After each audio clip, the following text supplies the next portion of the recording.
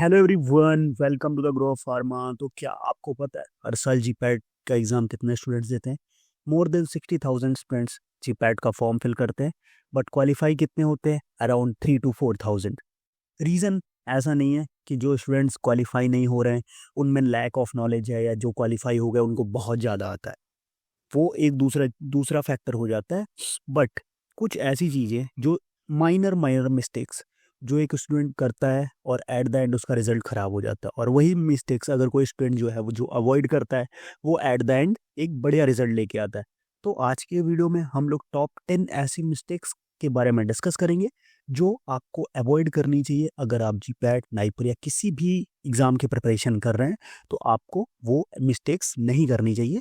आज के वीडियो में हम लोग वही टॉप 10 मिस्टेक्स के बारे में बात करने वाले हैं। तो नंबर 10 पे क्या आता है हमारे पास?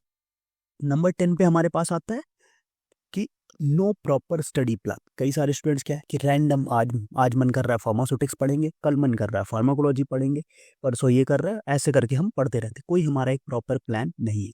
और अगर आपके पास without a proper plan you lose consistency and miss important areas. तो आपको क्या है, एक प्रॉपर प्लानिंग के साथ काम करना है। बिकॉज जो आपकी कंसिस्टेंसी होती है वो किसी भी इंटेंसिटी को बीट कर देती है। ठीक, तो आपको ये कई स्टूडेंट्स ये बिलीव करते हैं कि सर मेरे को उतना समझ में नहीं आता, मेरे को एक बार में चीज़ें समझ में नहीं आती। बट अगर आप कंसिस्टेंट हैं विथ प्रॉपर प्लान, तो ये कोई भी चीज़ें जो है, जो आपकी कोई भी ड्रॉबैक है या कोई भी वीकनेस है, आप उसको ओवरकम ईजिली कर सकते हो। नेक्स्ट अगर हम बात करें, जो मिस्टेक नंबर 9 जिसके बारे में हम लोग बात करेंगे, इग्नोरिंग प्रीवियस ईयर क्वेश्चंस। कि पीवाईक्यू को इग्नोर करना, ये एक बहुत ही बड़ी मिस्टेक है। बिकॉज क्वेश्चन जो होते हैं वो रिपीट होते हैं, exact word by word repeat नहीं होते, बट कॉन्सेप्चुअली जो है वो रिपीट होते हैं। 100% क्वेश्चन जो है वो टॉपिक्स पे रिपीट होते हैं। और मैंने कई वीडियोस में अपने बोला है कि हम ये देखते हैं कि यहाँ पे कुछ ऐसे टॉपिक्स 40% टॉपिक्स हैं जो 80% क्वेश्चन जिनसे आ जाते हैं। तो हमें क्या करना है, उन टॉपिक्स पे फोकस पहले करना होता है। कंपेरेटिवली जो लेस इंपॉर्टेंट टॉपिक्स हैं उनको हम बाद में करेंगे। और ये हमें पता कैसे चलेगा? ये हमें पता चलेगा प्रीवियस ईयर क्वेश्चंस को एनालाइज करके। सो अगर आपको जीपैट एंड नाइपर के बारे में ऐसा एनालिसिस वीडियो चाहिए, तो मैंने ऑलरेडी लास्ट ईयर के उस रिकॉर्ड के हिसाब से टिल 2024 जिस टॉपिक से जितने क्वेश्चन पूछे गए हैं वो वीडियो मैंने ऑलरेडी अपलोड कर रखा है।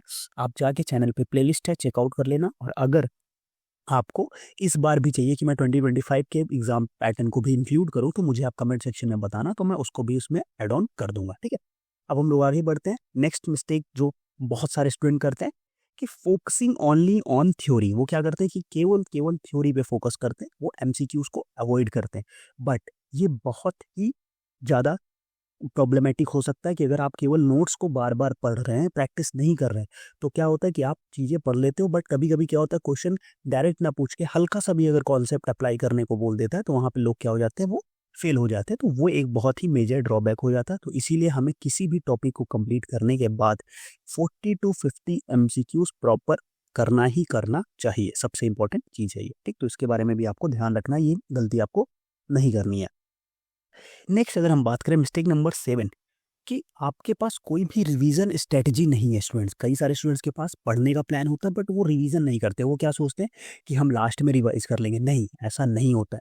आपको क्या करना है, आपको साथ साथ पैरेलल रिवीजन लेके चलना होता है। Because even if you study everything once, you will forget 60% after 15 days if you don't revise. अगर आप रिवाइज नहीं कर रहे हो तो आप जो भी टॉपिक आज आपने पढ़ा है, आप आज के 15 दिन बाद उसका 60% जो है वो भूल जाओगे। तो आपको क्या करना चाहिए, आपको रिवाइज करना बहुत ज़्यादा इंपॉर्टेंट है। तो इसीलिए आपको रिवीजन स्ट्रेटजी, एक रिवीजन प्लान जरूरी है आपके लिए। ठीक है, तो इसी प्लान, आपका study plan and revision plan design करने के लिए मैंने एक मेंटरशिप प्रोग्राम इनरोल किया है, जिसमें काफ़ी सारे स्टूडेंट्स जो हैं वो ऑलरेडी एनरोल्ड हैं, जिनमें हम बात कर रहे हैं। वहाँ पे मैंने उनके काफ़ी प्लान्स डिसाइड किए हैं कि उनको कैसे प्रिपेयर करना है for their different exam, ji PAT, NIPER, pharmacist, DI, other other exams के लिए। तो अगर आपको भी उस पर इनरोल करना है तो एक नॉमिनल सा चार्ज दे के आप इनरोल कर सकते हो। और ये चार्ज केवल वन टाइम फीस नहीं है, आप एक बार फीस पेमेंट करोगे, बट ऐसा नहीं कि केवल सिंगल सेशन होगा। सेशन आपका सिंगल होगा, उसके बाद फिर जब तक आपका एग्ज़ाम नहीं हो जाता तब तक हम मंथली रिव्यू सेशन भी करेंगे। उसमें हम आपकी मंथ की प्रोग्रेस ट्रैक करेंगे कि आपने कितना प्रोग्रेस किया और क्या क्या चीज़ें करी। ठीक, तो उसके बारे में हम लोग वीडियो में आगे बात करेंगे। नेक्स्ट अगर हम बात करें तो नंबर 6 पे यूजिंग टू मेनी रिसोर्सेज, बहुत ज़्यादा रिसोर्सेज अगर आप कर रहे हो तो भी आपके लिए बहुत ज़्यादा दिक्कत हो जाएगी। आपको बहुत ज़्यादा रिसोर्सेज पे फॉलो नहीं करना। अगर आपको सारी बुक्स पढ़नी ही पढ़नी है, जितनी बुक्स आपके पास हैं सारी नहीं पढ़नी, ना ही सारे यूट्यूब चैनल देखने हैं कि सभी देख लूँ, बिकॉज डेप्थ या जो डेप्थ एंड डीप नॉलेज जो होती है वो हमारी क्वांटिटी से बहुत ज़्यादा होती है। तो आपको 4 बुक पढ़ने के बजाय अगर आप एक ही बुक को 4 बार पढ़ रहे हो ना, तो वो आपके लिए फार बेटर है कि आप 4 बुक अलग-अलग पढ़ रहे हो। तो इसीलिए आपको हर जगह नहीं फॉलो करना। आप जिन चीज़ों को लिए जो फॉलो कर रहे हो उस रिसोर्स को ही आप फॉलो करोगे तो आपके लिए वो बेस्ट रहने वाला है, ठीक है? नेक्स्ट अगर हम बात करें, मिस्टेक नंबर 5 होने वाली है, ignoring mock test and time practice. Like mock test and time bound test practice अगर आप इग्नोर कर रहे हो, मॉक टेस्ट तो वो भी आपके लिए बहुत ही ज़्यादा ड्रॉबैक के रूप में वो आपके लिए आने वाला है। बिकॉज अगर आप मॉक टेस्ट से आपको एक आइडिया लगता है कि आप किस लेवल पे स्टैंड कर रहे हो, क्या चीज़ें कर रहे हो, तो वो उसके लिए आपको मॉक टेस्ट देना बहुत ज़्यादा ज़रूरी है। और जितना ज़्यादा ज़रूरी मॉक टेस्ट देना है, उतना ही ज़्यादा ज़रूरी है उसको एनालाइज़ करना है। उसकी प्रॉपर एनालिसिस भी बहुत ज़्यादा ज़रूरी है। नेक्स्ट अगर हम बात करते हैं mistake number 4, that is ignoring low weightage and but easy topics. कुछ ऐसे टॉपिक्स होते हैं जो बहुत सिंपल होते हैं, लाइक जूरिस्प्रूडेंस हो गया। ऐसे सब्जेक्ट्स जो बहुत सिंपल होते हैं, आपको ईजिली 10 to 15 मार्क्स देके जाएंगे, क्योंकि वो आपके क्या होता है, एक हिडन स्कोरिंग एरियाज के रूप में काम करते हैं। तो उनको बिल्कुल भी अवॉइड नहीं करना है। ऐसे छोटे छोटे टॉपिक्स, लाइक जूरिस्प्रूडेंस के कुछ टॉपिक्स हो गए, बायोकेम के कुछ टॉपिक्स हो गए, तो ऐसे छोटे छोटे से टॉपिक होते हैं जो होते बहुत छोटे टॉपिक हैं। आप आराम से 1 से 2 दिन में उनको कवर कर ले जाओगे। बट उसके बाद क्या होता है कि वो, लेकिन आप उसको इग्नोर कर देते हो और वहाँ से आप थोड़ा-सा पीछे चले जाते हो, तो उसके लिए हमें फ़ोकस रखना है, ठीक है? नेक्स्ट अगर हम आगे बात करेंगे तो जो मिस्टेक नंबर 3 है, वो है हमारी क्या, पैसिव लर्निंग। कुछ स्टूडेंट्स क्या करते हैं कि 2 चीज़ें होती हैं, एक होता है एक्टिव लर्निंग, दूसरा होता है पैसिव लर्निंग। पैसिव लर्निंग क्या है कि जैसे मैं वीडियो पढ़ा रहा हूँ या कोई भी टीचर लेक्चर ले रहा है, तो आप क्या कर रहे हो, बस देख रहे हो कि हाँ, मेरा देख लिया, मेरा हो गया। ये पैसिव लर्निंग होती है। इसमें नहीं, बिकॉज़ आप क्या करोगे, आपका माइंड कुछ टाइम के बाद भूल जाता है, तो आपको क्या करना है, आपको नोट्स क्या करना है, राइट करना है अच्छे से।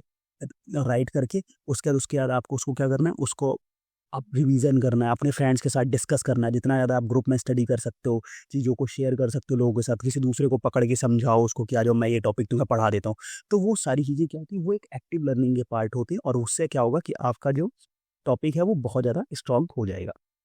Next mistake number 2, ignoring minor subjects. Like हमने जैसे अभी बताया कि इंपॉर्टेंट सब्जेक्ट्स होते हैं, जैसे माइनर सब्जेक्ट्स हो गया आपकी फॉर्म, लाइक आपका बायोकेमिस्ट्री हो गया, जूरिस्प्रूडेंस हो गया। तो ये सब्जेक्ट्स जो है ये आपको क्या करते हैं, ये ईजी आराम से आपको 15 to 20 मार्क्स देके जाएंगे और बहुत ज़्यादा आपका टाइम भी नहीं लेंगे। तो अगर आप वीकली 2 to 3 डेज इनको 1 to 2 आवर्स दोगे तो आप आराम से कवर हो जाओगे। बहुत सारे स्टूडेंट्स गलती क्या करते हैं, वो सोचते हैं कि हम पहले मेजर मेजर कर ले, माइनर को लास्ट में करेंगे। नहीं, आपको क्या करना है, मेजर के साथ साथ माइनर लेके चलना है। तो जब आप मेजर के साथ माइनर लेके चलोगे ना, तो आप क्वालीफाई भी होगे और आपको रैंक भी मिलेगी। बिकॉज हम मेजर सब्जेक्ट्स आपको क्वालीफाई कराते हैं, बट माइनर सब्जेक्ट्स आपकी रैंक बनाते हैं। तो इसको आपको ध्यान रखना है। नेक्स्ट अब बात करें, और सबसे जो मेजर नंबर 1 का जो सबसे बड़ा ड्रॉबैक एंड मिस्टेक है जो स्टूडेंट्स कमिट करते हैं, वो सबसे पहला क्या है, सबसे पहला है स्ट्रेस। जो आप स्ट्रेस लेते हैं, अपने आप को परेशान करते हैं, वो नहीं करना। दूसरा क्या है, कंपैरिजन। और दूसरा आपका बर्नआउट। तीसरा क्या है, तीसरा है आपका कंपैरिजन। चौथा जो है सेल्फ डाउट। बर्नआउट क्या होता है कि लाइक आप लगातार पढ़ रहे हो, फिर एक टाइम के बाद आपका दिमाग काम करना बंद कर देता है। आप फिर भी पढ़े जा रहे हो, नहीं, जिस टाइम पे आपको लगे कि नहीं अब मुझे नहीं पढ़ना है, मेरा दिमाग काम करना बंद कर रहा है, उस टाइम आप अपने आप को ब्रेक दो। कभी-कभी ये ब्रेक अगर एक पूरे दिन का भी जा रहा है, कोई दिक्कत नहीं है। नेक्स्ट डे से हम स्ट्रॉन्गर कमबैक करेंगे, तो उस पे फोकस करना है। कंपैरिजन, दूसरे स्टूडेंट से आपको कंपैरिजन नहीं करना है। आपको अपने पास्ट से कंपैरिजन करना है। लाइक लास्ट टेस्ट में मेरा इतना स्कोर था, इस टेस्ट में मैं इससे इतना स्कोर किया, मतलब मैंने प्रोग्रेस करी। तो अपना कंपैरिजन, अपना कॉम्पिटिटर खुद बनना है, दूसरों से कंपेयर नहीं करना। क्योंकि कई स्टूडेंट्स ऐसे होते हैं जो टेस्ट में तो टॉप करते हैं, बट लास्ट एग्जाम में वो उस लेवल का परफॉर्म नहीं कर पाते, ठीक। और सेल्फ डाउट, जितने भी ऐसे लोग हैं जो आपको डिमोटिवेट कर रहे हैं कि नहीं होगा, मैं तो नहीं करूँगा, मैं जॉब करने जा रहा हूँ, तुम भी नहीं हो पाएगा, अरे तेरे से थोड़ी ना होगा, उन सब से दूर रहो। और सेल्फ कॉन्फिडेंस सबसे इंपॉर्टेंट है। रोज सुबह उठ के खुद को बोलो कि यार मेरा तो होगा, मैं अंडर 100 रैंक लाऊंगा, मैं अंडर 10 रैंक ला के दिखाऊंगा, आ जाएगा, ठीक। और सबको फॉलो करने की जरूरत नहीं है। जो भी आपको लगे कि 1 से 2 लोग जो आपको लगे कि हाँ ये मुझे राइट गाइडेंस दे सकते हैं, इन्होंने अपने लिए ये चीज़ें क्रैक करी है, तो ये मेरे को हेल्प कर सकते हैं, बस उनको फॉलो करो। सब हर रैंडम बंदे को फॉलो करने की आपको ज़रूरत नहीं है, ठीक है। तो ये कंप्लीट 10 मिस्टेक्स थी, इसमें से आप कितनी कमिट कर रहे थे वो मुझे कमेंट बॉक्स में बताना।